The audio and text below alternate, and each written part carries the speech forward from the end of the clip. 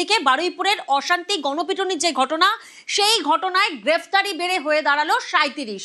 গণধর্ষণ খুনের অভিযোগে রবিবার তুলকালাম পরিস্থিতি হয় আমরা জানি। সেই ঘটনায় অশান্তি গণপিটুনিতে আগেই গ্রেফতার করা হয়েছিল 32 জনকে, আর রাতভর তল্লাশিতে আরো 5 জনকে গ্রেফতার করেছে পুলিশ। অর্পণ প্রতিনিধি আমাদের সঙ্গে রয়েছেন, সরাসরি অর্পণের থেকে একবার জানবো। অর্পণ, আমরা জানি এর আগে 32 জনকে গ্রেফতার করা হয়েছে এবং রাতভর তল্লাশিতে আরো 5 জনকে গ্রেফতার। এই 5 জনকে কোথা থেকে কিভাবে গ্রেফতারি, এদের পরিচয় কি? দেখো, প্রত্যেকেই এলাকার বাসিন্দা এবং সূর্যপুর এবং মগরাহাটের যে বর্ডার এলাকা রয়েছে সেই এলাকা থেকেই এদেরকে গ্রেফতার করা হয়েছে বলে পুলিশ সূত্রে খবর। এই যে 5 জনকে গ্রেফতার করা হয়েছে, ইন্দ্রজিৎ মণ্ডল যাকে পিটিয়ে খুন করা হয়েছে এবং পুলিশ ফাঁড়ি ভাঙচুর, এই দুটি কেসের সঙ্গে সরাসরি তাদের যোগ রয়েছে এমনই তথ্য পুলিশের কাছে পুলিশের সূত্রে জানা যাচ্ছে। যে এই ঘটনার তদন্তে নেমে গতকাল রাত্রে সূর্যপুরের বিস্তীর্ণ এলাকা এবং তার সঙ্গে শঙ্করপুর এবং মগরাহাটের যে বর্ডার এলাকা রয়েছে সেই এলাকায় অভিযান চালিয়ে এই 5 জনকে গ্রেফতার করা হয়েছে। আজই তাদেরকে বারুইপুর মহকুমা আদালতে পেশ করা হবে। আর এই 5 জনকে নিয়ে ধৃতের সংখ্যা বেড়ে দাঁড়ালো 37। বেশ, গুন্ডাদের ভুগতে হবে, আগেই কড়া হুঁশিয়ারি শুভেন্দু অধিকারী। আমাদের অনেকগুলো পুলিশকেই ইনজোর্ড করেছিল এরা অত্যন্ত খারাপ কাজ করেছে। গুন্ডাদের ভুগতে হবে, প্রত্যেককে অ্যারেস্ট করব। এখানে আরএনটে করে একজন ছিলেন লেডি, আরেকজন ট্রিটমেন্ট করে বেরিয়ে গেছেন, ইনি অ্যাডমিশন আছেন, এনার ভালো চোট আছে, ওটি হবে কালকে। আমি আমার কনস্টেবল ভাইকে বলে এলাম, সরকার আছে সাথে। মহিলা কনস্টেবল ভর্তি আরএনটে করে, উনি এখন ঠিক আছে, উনার রিপোর্ট নিলাম আমি, ঠিক আছেন। উনার কালকে ওটি হবে, ওনার সিরিয়াস আছে, ওনারও সিরিয়াস ছিল কিন্তু is now out of danger. Inner কালকে ওটি হবে বলে এলাম। পুরো ডিপার্টমেন্ট সাথে আছে, সব গুন্ডাকে ধরা হবে। ওখানে যারা নেতাগিরি মাতব্বরি করেছে হবে, প্রত্যেক কাউকে ছাড়া হবে। মুখ্যমন্ত্রী থাকাকালীন নারী নির্যাতনের ঘটনায় বারবারই আলটপকা মন্তব্য করার অভিযোগ উঠত মমতা বন্দ্যোপাধ্যায়ের বিরুদ্ধে। বিরোধী হওয়ার পর বারুইপুরে গণধর্ষণ খুন নিয়ে সরব মমতা। বিজেপি কটাক্ষ করে বলছে সরকারে থেকে নীরব আর বিরোধী হয়ে সরব। বারুইপুরে প্রতিবাদীদের 50 জনকে অ্যারেস্ট করা হয়েছে আমি শুনেছি। দুর্গাপুরে মেয়ে ধর্ষিত হয়েছে, আদিবাসী মেয়ে। বর্ধমানে হয়েছে, ভগবানপুরে হয়েছে, পটাশপুরে হয়েছে, কুচবিহারে হয়েছে, বেহালা হয়েছে, মালদায় হয়েছে। সারা বাংলা জুড়ে তাণ্ডব চলছে। 15 বছর ধরে তখন বিভিন্ন ঘটনা ঘটেছে, একটা নয় একাধিক।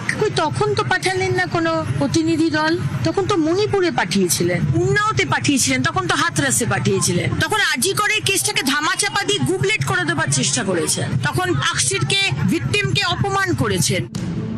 বারুইপুরে 12 বছরের একটি মেয়েকে নৃশংসভাবে গণধর্ষণ করে খুন, জিরো টলারেন্স দেখিয়ে দ্রুত আসরে পুলিশ প্রশাসন। এনকাউন্টারে মৃত্যু অন্যতম মাস্টার মাইন্ডের, গারদে বাকি অভিযুক্তরা। এরা অত্যন্ত খারাপ কাজ করেছে, এই গুন্ডাদের ভুগতে হবে, প্রত্যেককে অ্যারেস্ট করব, প্রত্যেক কাউকে ছাড়া হবে। এমনই পরিস্থিতিতে পথে নেমেছেন প্রাক্তন মুখ্যমন্ত্রী মমতা বন্দ্যোপাধ্যায়, নিশানা করেছেন বর্তমান রাজ্য প্রশাসনকে। বারুইপুরে প্রতিবাদীদের 50 জনকে অ্যারেস্ট করা হয়েছে আমি শুনেছি। দুর্গাপুরে মেয়ে ধর্ষিত হয়েছে, আদিবাসী মেয়ে। বর্ধমানে হয়েছে, ভগবানপুরে হয়েছে, পটাশপুরে হয়েছে, কুচবিহারে হয়েছে, বেহালা হয়েছে, মালদায় হয়েছে। সারা বাংলা জুড়ে তাণ্ডব চলছে। পাল্টা বিজেপি প্রশ্ন তুলছে, তৃণমূল জমানায় নারী নির্যাতনের ঘটনা ঘটলে তখন কি বলতেন মমতা বন্দ্যোপাধ্যায়? তখন কেন প্রতিবাদে সরব হতেন না? কড়া পদক্ষেপ না করে কেন আগেই আলটপকা মন্তব্য করতেন?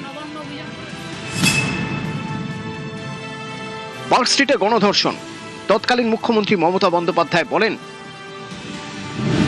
সাজানো ঘটনা।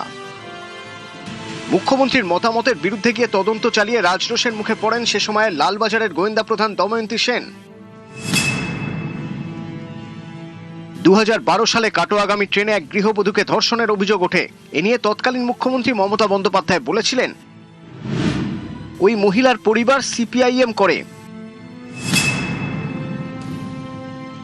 কামদুনি গণধর্ষণের পর শোনা গিয়েছিল ছোট ঘটনার তত্ত্ব।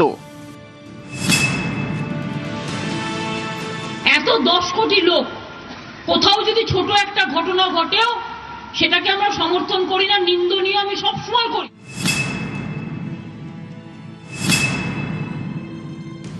সন্দেশখালী কি করে টাকা দিয়ে সাজানো হয়েছিল। হাঁসখালি গণধর্ষণ কাণ্ডের পর মমতা বন্দ্যোপাধ্যায় মন্তব্য করেছিলেন, ঘটনাটা খারাপ, কিন্তু ছেলেটার সঙ্গে অ্যাফেয়ার ছিল। দুর্গাপুরে মেডিকেল ছাত্রীকে গণধর্ষণের অভিযোগ, এক্ষেত্রে তৎকালীন মুখ্যমন্ত্রী যা বলেছিলেন তাতেও বিতর্কের ঝড় ওঠে। How they came out in the night at 12:30, and especially the girl child at night time, they should not be allowed to come out in the outside. আর্চি করে নৃশংস ঘটনাকে ঘিরে যখন উত্তাল গোটা দেশ, তখন তৎকালীন মুখ্যমন্ত্রীর আহ্বান, এবার উৎসবে ফিরুন। 1 মাস তো হয়ে গেল, আজকে 9 তারিখ, 1 মাস 1 দিন। আমি অনুরোধ করব ফিরে আসুন, উৎসবে ফিরে আসুন। এসব দেখেই অনেকে প্রশ্ন তুলতেন, খোদ রাজ্যের প্রশাসনিক প্রধান যদি এমন মন্তব্য করেন, তাহলে আর কি তদন্ত হবে, বিচারই বা কি করে মিলবে? আর্চিকর কসবা ল কলেজের ক্ষেত্রে তো তদন্ত ধামাচাপা দেওয়ার অভিযোগও উঠেছিল মমতা বন্দ্যোপাধ্যায়ের প্রশাসনের বিরুদ্ধে। 15 বছর ধরে তখন বিভিন্ন ঘটনা ঘটেছে, একটা নয় একাধিক। কই তখন তো পাঠালেন না কোনো প্রতিনিধি দল, তখন তো মণিপুরে পাঠিয়েছিলেন, উন্নাওতে পাঠিয়েছিলেন, তখন তো হাতরাসে পাঠিয়েছিলেন, তখন আজি করে কেসটাকে ধামাচাপা দিয়ে গুবলেট করে দেবার চেষ্টা করেছেন, তখন আক্সিরকে ভিকটিমকে অপমান করেছেন। নিউজ 18 বাংলা।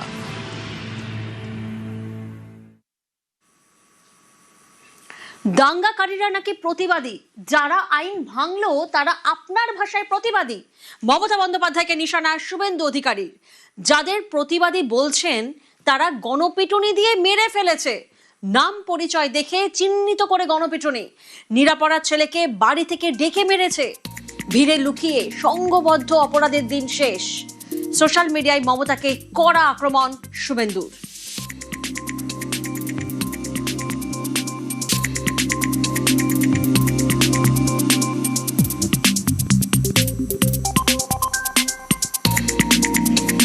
সোশ্যাল মিডিয়ায় প্রাক্তন মুখ্যমন্ত্রী মমতা বন্দ্যোপাধ্যায়কে কড়া নিশানা সেধেছেন শুভেন্দু অধিকারী। তিনি ঠিক কি বলেছেন? তিনি বলছেন, যাদের প্রতিবাদী বলছেন তারা গণপিটুনি দিয়ে মেরে ফেলেছে। পোস্ট করেছেন শুভেন্দু অধিকারী, নাম পরিচয় দেখে চিহ্নিত করে গণপিটুনি, নিরাপরাধ ছেলেকে বাড়ি থেকে ডেকে মারা হয়েছে, ভিড়ে লুকিয়ে সংঘবদ্ধ অপরাধের দিন শেষ।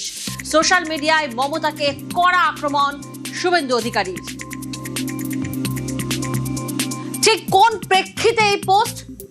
মমতা বন্দ্যোপাধ্যায়ের বক্তব্য পোস্ট করে কড়া আক্রমণ মুখ্যমন্ত্রীর। এতে ফল কিন্তু বিপরীত হচ্ছে, মানুষ কিন্তু প্রতিবাদ করবে। বারুইপুরের যারা প্রতিবাদ করেছিল সেই প্রতিবাদীদের 50 জনকে আপনারা কাল অ্যারেস্ট করেছেন। বারুইপুরের যারা প্রতিবাদ করেছিল, বারুইপুরের যারা প্রতিবাদ করেছিল, বারুইপুরের যারা প্রতিবাদ করেছিল,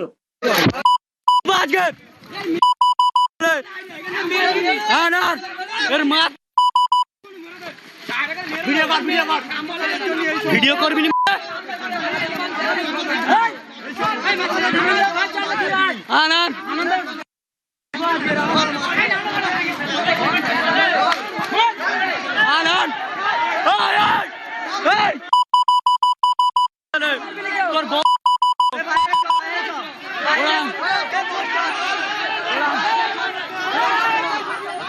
আর অত্যাচার, আর অনাচার, আর ব্যভিচার আমরা গত 2 মাস ধরে লক্ষ্য করছি।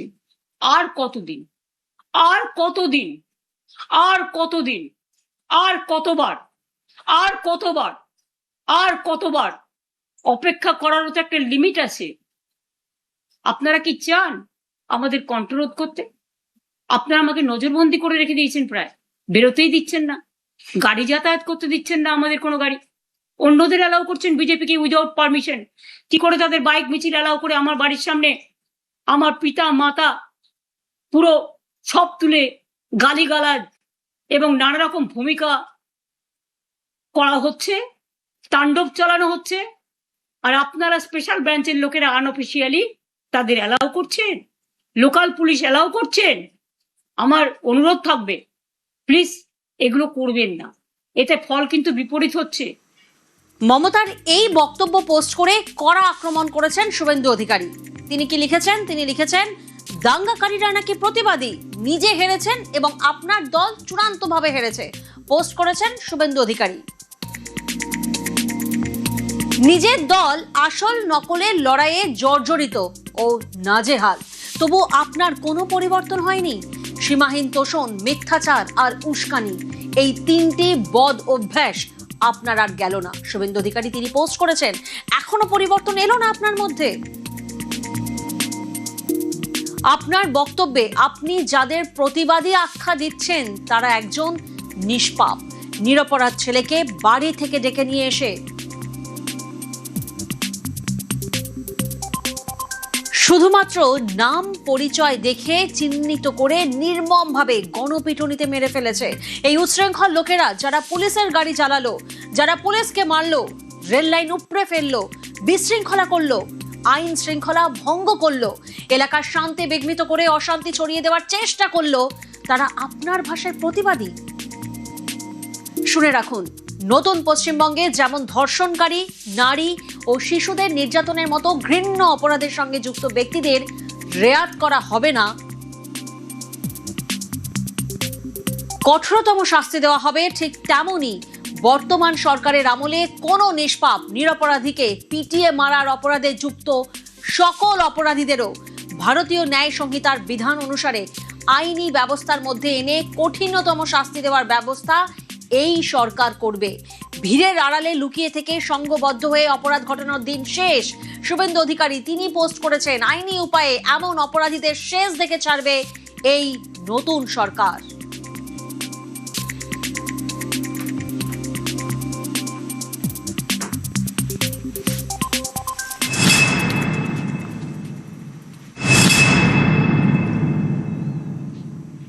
এনকাউন্টারের তদন্তে সিআইডি, সুপ্রিম কোর্টের গাইডলাইন মেনে তদন্তে সিআইডি। এনকাউন্টার হলে 16 দফা গাইডলাইন সুপ্রিম কোর্টের, সিআইডি কে দিয়ে তদন্তের নির্দেশ সুপ্রিম কোর্টের। সুপ্রিম কোর্টের গাইডলাইন মেনে তদন্তে সিআইডি।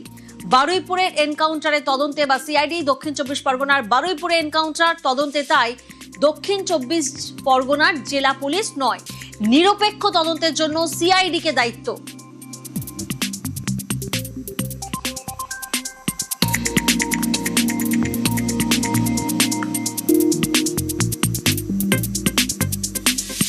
বারুইপুরে ধর্ষণ খুনের ঘটনা এবং এনকাউন্টার, বারুইপুরে এনকাউন্টারের তদন্তে সিআইডি। হ্যাঁ, দক্ষিণ 24 পরগনা জেলা পুলিশ নয়, তদন্ত করবে সিআইডি। বারুইপুরে কি কারণ, কেন সিআইডি তদন্তভার নিল, একাধিক প্রশ্ন উঠতে শুরু করেছে যে বারুইপুরে বাধ্য হয়েই কি এনকাউন্টার, কেন পুলিশ গুলি চালালো, এনকাউন্টার ছাড়া আর কি অন্য কোনো রকম কোনো উপায় ছিল না? এ বিষয়ে আমরা জানার চেষ্টা করব, আরো বিস্তারিত জানবো, নিউজ রুমে নজর রাখবো। কমলিকা রয়েছে আমার সঙ্গে। কমলিকা, স্বাভাবিকভাবে এখন দর্শকদের মনে একটা প্রশ্নই ঘোরাফেরা করছে, কারণ আমরা দেখেছি যে এই এনকাউন্টার নিয়ে একেবারে আড়াআড়ি কোথাও গিয়ে সমাজ ভাগ হয়ে গেছে, কিন্তু কেন এনকাউন্টারের তদন্তে সিআইডি, কেন দক্ষিণ 24 পরগনা জেলা পুলিশ নয়? দেখো, সমাজ মাধ্যম এবং বিভিন্ন জায়গায় এই এনকাউন্টার নিয়ে একটা আলোড়ন পড়েছে এবং একটা আলোচনা চলছে। আমরা গতকাল থেকে যে বিষয়টার উপর দেখাচ্ছি এবং প্রত্যেককে এটা আমরা জানান দিচ্ছি, গতকালই আমাদের ম্যানেজিং এডিটর ধ্রুবজ্যোতি প্রামাণিক তিনিও এটা বুঝিয়েছেন দর্শকদের যে কোন সুপ্রিম কোর্টের একটি কেস হয়, সুপ্রিম কোর্টে 2014-তে একটি কেস হয়, সেই কেসটি people's union for civil liberties versus মহারাষ্ট্রে এই কেসটি হয়, কারণ অনেকগুলো এনকাউন্টারের কেস আসে সেখানে, এবং সেই জায়গা থেকে দাঁড়িয়ে এই সিভিল লিবার্টিসরা তারা কোর্টে দ্বারস্থ হয়, সুপ্রিম কোর্টে তারা দ্বারস্থ হয়, এবং সেক্ষেত্রে এনকাউন্টার নিয়ে কোর্টের একটা ডিরেকশন থাকে, যেটা নিয়ে আমরা গতকাল থেকেই দেখিয়েছি যে অনেক সময় হয় যে বাধ্য হয়ে পুলিশকে আত্মরক্ষার্থে গুলি চালাতে হয়, এবং সেটা এনকাউন্টার, যদি সেই এনকাউন্টার হয়ে যায় তাহলে এই যে 2014-র যে কেসটি সুপ্রিম কোর্টের যে নির্দেশ সুপ্রিম কোর্ট দিয়েছে সেখানে 16 দফা এসওপি দেওয়া আছে, অর্থাৎ যদি এইরকম এনকাউন্টার হয়ে যায় কোনো জায়গায় তাহলে 16 দফা গাইডলাইন দেওয়া ছিল সুপ্রিম কোর্টে এবং আছে, এবং সেটাই স্ট্যান্ডার্ড প্রসিডিওর। সেই 16 দফার এখানে আমি একেবারেই আমাদের কাছে সেই যে অর্ডারটা, সেই অর্ডারটা আমাদের কাছে আছে এবং তাতে কি লেখা ছিল এটা দর্শকদের জন্য জানিয়ে দেওয়া ভালো। এই যে অর্ডারটা, এই অর্ডারটার মধ্যে স্পষ্টই লেখা ছিল যে we think it appropriate to issue the following requirements to be followed in the matter of investigating police encounter in the cases of death as the standard procedure for thorough, effective and independent investigation। অর্থাৎ 16 দফা যে guideline দেওয়া ছিল, সেই গাইডলাইনের মধ্যে যদি আমরা 3 নম্বর point দেখি, অর্থাৎ একটা গাইডলাইন তখনই দিয়ে দেওয়া হয়, সেটাই স্ট্যান্ডার্ড প্রসিডিওর। তার 3 নম্বর পয়েন্ট যদি আমরা দেখি, কি বলছে 3 নম্বর পয়েন্টে? 3 নম্বর পয়েন্টে বলা হচ্ছে অ্যান ইন্ডিপেন্ডেন্ট ইনভেস্টিগেশন, অর্থাৎ একটা নিউট্রাল, যারা স্বাধীন ইনভেস্টিগেশন এজেন্সি, তাদের দিয়ে এই বিষয়টাকে এনকোয়ারি করতে হবে, তদন্ত করতে হবে। An independent investigation into the incident encounter shall be conducted by the CID or police team of another police station under the supervision of a senior officer above the head of the police party engaged in the encounter. The team conducting inquiry investigation shall at minimum seek আরো অনেকগুলো point আছে। অর্থাৎ একটি স্বতন্ত্র এবং আলাদা agency, সেই agency এই গোটা বিষয়টার উপর তদন্ত করবে, সিআইডির নাম উল্লেখ করা আছে, তদন্ত করবে এবং সেখানে যে অফিসার থাকবে, সেই অফিসার যে র্যাঙ্ক, সেই র্যাঙ্ক অবশ্যই যারা এই করেছে তাদের থেকে, এখানেও লেখা আছে at least at a level above the head of the police party engaged in the encounter.